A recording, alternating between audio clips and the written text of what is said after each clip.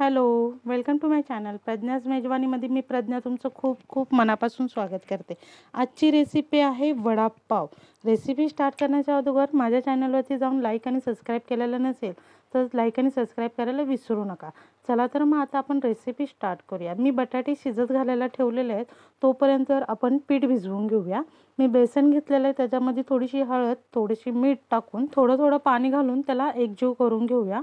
थोडंसं झाल्याच्या नंतर ना मी इथं ओवा घेतलेला आहे, त्याला चांगलं मॅश करून त्याच्यामध्ये टाकलेलं आहे। पुन्हा त्याला मी हलवून घेणार आहे, त्याचे गाठी सगळ्या सुटल्या पाहिजे आणि मऊ पेस्ट झाली पाहिजे। आता ही आपलं तयार झालेलं आहे। अशी कन्सिस्टन्सी ठेवायची आहे की ती आपल्याला वड्यामध्ये डिप केलं की वड्यात सुटलं नाही पाहिजे, तर वड्यातच राहिलं पाहिजे।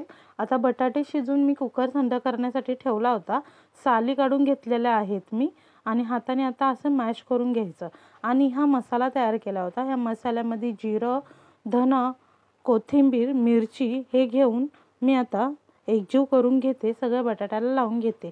आता आपल्याला फोडणी तयार करायची आहे। फोडणीसाठी मी तेल घेतलेलं आहे 2 चम्मच, त्याच्यामध्ये थोडीशी मोहरी, कोथिंबीर टाकून त्याला तडतडून दिलेलं आहे। आता हे मोहन आपल्याला ते बटाट्यामध्ये टाकून घ्यायचं आहे। आता हे बटाट्यामध्ये टाकलेलं आहे, ह्याला सुद्धा आपण एकजीव करून घेऊया। तो तडका सगळ्या बटाट्याला एकजीव झाला पाहिजे। आता आपण मिश्रण झालेलं आहे, तर हे जे गोळे जसे तुम्हाला पाहिजे गोल, चपटे, कसे जो तुम्हाला आकार द्यायचा त्या आकारानुसार आपण वडे करून घेऊया।